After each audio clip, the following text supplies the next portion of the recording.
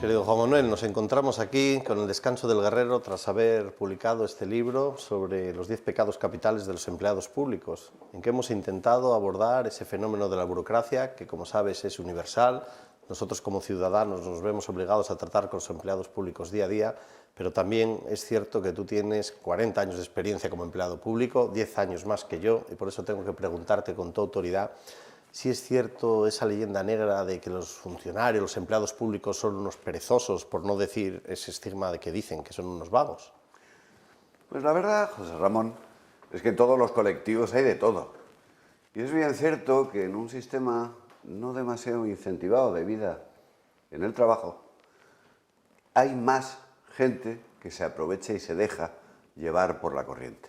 Pero no hay mucho más en el total de la administración de pereza, porque ese mecanismo, esa actuación, esa persona jurídica siempre se mueve. Hay alguien que la hace mover. Alguien la retarda, alguien la hace mover. Es como una especie de juego de fuerzas tectónicas dentro de la actividad de una administración, fíjate. Claro, ¿no? Y además, Juan Manuel, tú sabes que el funcionario no actúa por capricho, no para tu expediente ni el procedimiento, lo hace porque hay unas normas que aprobamos todos, nuestros representantes democráticos, con unos plazos. Lo que pasa es que siempre se ataca al funcionario, ¿no crees? Sí, lo creo, sí, sí. La verdad es que está siempre en constante pugna entre la ley, lo que le manda el jefe cuando se lo manda, y en muchas otras ocasiones lo que necesita el ciudadano. El funcionario, el empleado público lleva más de lo que parece en su corazón al ciudadano de lo que el propio ciudadano se puede creer. Claro, entonces se da ese fenómeno, ¿no?, el de matar al mensajero, ¿no? Si la cara visible de esa sanción que te ponen, de esa expropiación, de esa negativa, es el funcionario que está detrás de la ventanilla. Claro, ¿a quién acuso? ¿A quién acuso? Pues acusaré al funcionario, no al político o no al legislador, ¿no? Es la cara que se ve de la administración, desde luego. Se mata al mensajero que te trae malas noticias, nunca el que te las trae buenas. Sí. Y además, cuando te las trae buenas, ya se ocupa el jefe de ser de él el que dice: yo te he dado esta noticia buena. Pero efectivamente al ciudadano, al empleado público le corresponde el papel de lo difícil, porque el de lo fácil ya se lo apropia el político, que es el que tiene que rentabilizarlo de cara a unas elecciones o de cara a una consideración ante quien le nombró dentro de ese ministerio o de esa... Claro. De ese puesto público. Fíjate, ahora dices lo de si a veces lo hace bien el funcionario y en cambio no se le elogia tanto en proporción a como se critica cuando lo hace mal. ¿Y no habrá un poco de envidia en este caso del ciudadano hacia el funcionario? ¿Tú crees que hay una cierta envidia? Hay de todo. La verdad es que el funcionario se piensa que le envidian más de lo que realmente es envidiado, porque el español nos pensamos que somos objeto de la envidia y no sujetos que causamos la envidia. El pueblo español no es tanto un pueblo envidiado como envidioso, o que se siente envidiado. Y al funcionario le pasa algo parecido. El funcionario, en el fondo, se encastilla en pensar que la gente le tiene manía porque él tiene un empleo para toda la vida. Y hay de todo, como en botica. Pero realmente este empleo tiene muchos costes a lo largo de la vida. Y lo hemos visto en muchas ocasiones. Claro, y además costes que no se retribuyen bien, porque la mayoría de los empleados públicos, como sabes, tiende a ese igualitarismo y no son mejores las retribuciones, aunque es cierto que tienen la ventaja de una mayor estabilidad, incluso hay funcionarios toda la vida vitalicios. ¿Y no crees que esa condición de vitalicio es la que justifica el ser soberbio? Sin duda alguna, la soberbia tiene muy mucho que ver con que a mí no me pueden tocar, soy intocable, tengo derecho al cargo, que es lo que dice la legislación, por tanto, procuraré vivir tranquilamente y aplicar la siguiente regla, que es muy injusta, pero es muy cierta. Si me pagan mal, voy a trabajar en consideración a lo que me pagan. Y eso genera, desde luego, una posición indebida.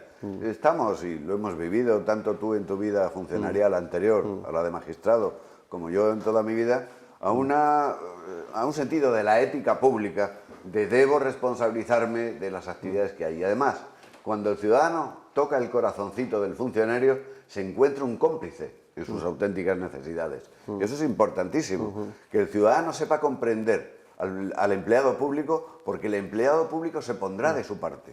Claro, lo que pasa es que la paradoja es que el ciudadano se va a poner de parte del funcionario, pero también siente como propio lo público. Dice, a este funcionario le pago yo, está gestionando lo mío. Y por eso creo yo que el ciudadano se vuelve mucho más exigente y crítico. Le pide más que al empleado de un hipermercado, le exige mucho más al funcionario. Y de ahí viene la leyenda negra y las críticas. Sí, todas las profesiones tienen sus tics. Y el primero de ellos, el funcionario, cuando alguien le aparece diciendo que yo soy el que paga su sueldo, lo primero que piensa el funcionario es: este será de los que declaran, este será de los que pagan efectivamente sus impuestos, o este es de los que lo dicen y no es así. Es verdad que eso ocurre, pero cuando alguien tiene una reivindicación frente a ti, es cuando al funcionario se le pone, se le enciende la lucecita de decir, este me está contando un farol como si fueran las cartas. Claro, fíjate, y eso me lleva a lo de que uno se preocupa por lo propio, entonces también el ciudadano cuando ve que detrás de la ventanilla está lo propio, el patrimonio, la gestión, los materiales y el tiempo, a veces ahí igual está la raíz de la gula, de decir, estos son insaciables los funcionarios gastando la cosa pública, ¿no? ¿No te parece? Sí, todo el mundo es mucho más duro para controlar lo que gastan los otros antes de para pensar lo que gasta uno, porque uno se justifica a sí mismo diciendo yo he hecho lo necesario, pero siempre considera que el vecino ha hecho justo lo que no se necesitaba.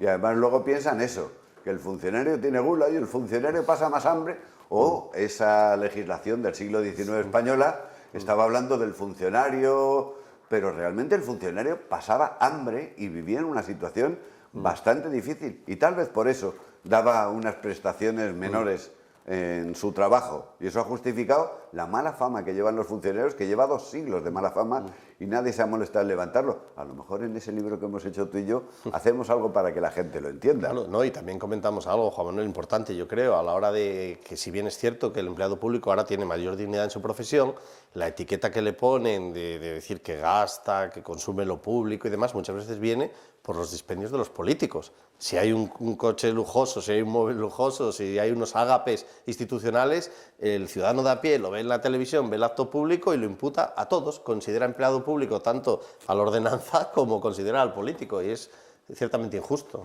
Efectivamente, es así. La gente al final no acaba de distinguir, y cuando ve un gasto en una administración pública dice, esto es de los funcionarios, y realmente en muchas ocasiones es de los políticos. Porque en el fondo, para lo malo nos comparan con nuestros jefes, que son los políticos, y para lo bueno no nos comparan con nadie, simplemente no nos lo aplican. Y esta también es una asignatura pendiente del funcionario, tiene que hacerse querer por el ciudadano. Es importantísimo que el funcionario comprenda los problemas del ciudadano y dé a comprender los suyos. En el fondo, el secreto del afecto dentro de la sociedad está en contarse y entenderse. Fíjate, nosotros cuando hemos abordado la visión desde esta perspectiva inédita y original de hablar de los pecados que tienen los funcionarios, hemos abordado los clásicos, le hemos añadido alguno, como sabes, como son la intransigencia, la frivolidad o el oportunismo. ¿Cómo ves tú el oportunismo de alguien que entra en una carrera administrativa y está en el mundo burocrático? ¿Qué oportunidades hay? Pues la verdad es que menos que en el sector privado, donde se pisan muchísimo más para ascender, pero aquí también ocurre. Lo que pasa es que tiene otras claves, unas claves diferentes. Mientras que en lo privado tienes una cuenta de resultados y de pérdidas y ganancias, aquí lo que tienes es una aproximación a tu superior, un entendimiento de los problemas del político, una filiación política para tener más su confianza y para conseguir su mejor recompensa. Esa es la frivolidad y la falta de responsabilidad del funcionario, que tiene que hacerse entender por el jefe que tiene ahora y por el que vendrá, que tal vez sea de diferente signo político. Esta es la función del funcionario, si se me permite la repetición, que no reiteración. Hay que ser la memoria constante de la administración y el servicio constante al ciudadano. Claro, y si me permites añadir, no solo atención y sintonía con el político y con el interés que sirve el empleado, sino debe prestar servicio hacia el ciudadano y entrar en eso tan bonito que tampoco se da ciertamente en los temarios de acceso a la función pública, como es la empatía. Porque tú y yo hemos puesto mucho el acento en la necesidad de que el funcionario atiende y se coloque en lugar del ciudadano y sea amable y sea cortés y siga aquel proverbio chino que dice que quien no tenga una sonrisa pues no debería tener una tienda. Pues quien no tenga una sonrisa y sepa atender cordialmente al ciudadano no debería ser funcionario o empleado público. ¿Te parece que es muy importante esa cara de la función pública? Sí, efectivamente, José Ramón. Se es empleado para el público y por el público, aparte de tener que administrar lo público. Y lo público no es solo lo de la persona que viene en cada momento a pedir algo a la administración, sino aquel otro que no está presente y con el que nadie cuenta. Nadie cuenta con los desposeídos. Y a los desposeídos también hay que defenderlos, particularmente desde la posición del funcionario, desde la posición del empleado público, lo mismo que debe ser desde la posición del político, que lo que cuenta son las ventajas que tiene a la hora de conseguir mayor receptividad social o más votos. El funcionario no le va a votar nadie. Al funcionario tiene que atender a la sociedad y la sociedad tiene que entender al empleado público. Sí, yo creo que ese es el gran reto y nosotros precisamente cuando hemos intentado describir y mostrar en su desnudez qué es lo que anida dentro de la administración, detrás de las oficinas, nos hemos dado cuenta de que existen muchas pequeñeces, muchos rasgos de los empleados públicos, porque detrás hay una persona. Por eso tienen pecados capitales, los pecados propios de todo ser humano, que a veces en esa caja de resonancia que es la administración se amplifican. Y llegamos a una conclusión entonces, Juan Manuel, tú y yo, ¿te acuerdas? Y nos interesó mucho subrayar, y es que por desgracia las pequeñas patologías o disfunciones de las grandes organizaciones o las ovejas negras de los empleados públicos que hay se predican de todos y nosotros nos damos cuenta de que eso es la excepción, ¿no te parece? No me cabe duda. ¿Por qué los regímenes políticos que tienen problemas de representatividad o de poder consolidar una mayoría parlamentaria pueden funcionar aun a pesar de que haya momentos de desgobierno? Pues porque hay empleados públicos que consiguen que siga haciéndose esa actividad y se siga haciendo eficazmente. Por otra parte, solamente en un cuerpo vivo puede haber pecados, lo mismo que solo en un cuerpo vivo puede y debe haber virtudes. Lo importante es ir reduciendo este número de pecados, ir ampliando el número de virtudes. Y a esos efectos es muy importante que se conecte con el ciudadano la posición a adoptar, porque al final es el destinatario de la obra del empleado público. Y por eso hay que procurar que haya menos pecados y más virtudes. No, y de hecho, Juan Manuel, yo en mi balance, en mis 30 años de servicio y luego como ciudadano toda la vida, que me supongo como el tuyo, es que existe una masa silenciosa de funcionarios y empleados públicos que día a día prestan su trabajo, prestan su labor y que el ciudadano no se queja, ni cuando es el médico, el bombero, incluso el que te tramita el permiso de conducir, y más electrónicamente, no hay queja. Lo que sucede, claro, es eso, que se eleva y tiene derecho a criticar el ciudadano la anécdota a categoría general, ¿no? Pero bueno, yo pienso que a modo de balance, y lo comentábamos el otro día, que quizá el mayor pecado del funcionario es tener esa paciencia infinita que tiene de ser esclavo de la ley, ser esclavo del político, encima tener que sonreír, y que tiene una tremenda paciencia con el ciudadano que es exigente por lo que decimos, paciencia con el político que te impone, ¿no? Y tú a modo de conclusión, ¿qué me puedes decir de balance respecto de la consideración que debe tener el empleado público? Pues fíjate, yo creo que el ciudadano tiene una visión de que no es empleado público el médico que le salva la vida, el enfermero que le acompaña en la rehabilitación, el bombero que le saca de un incendio, que le saca de una inundación. Pero todo eso hay que organizarlo para que funcione.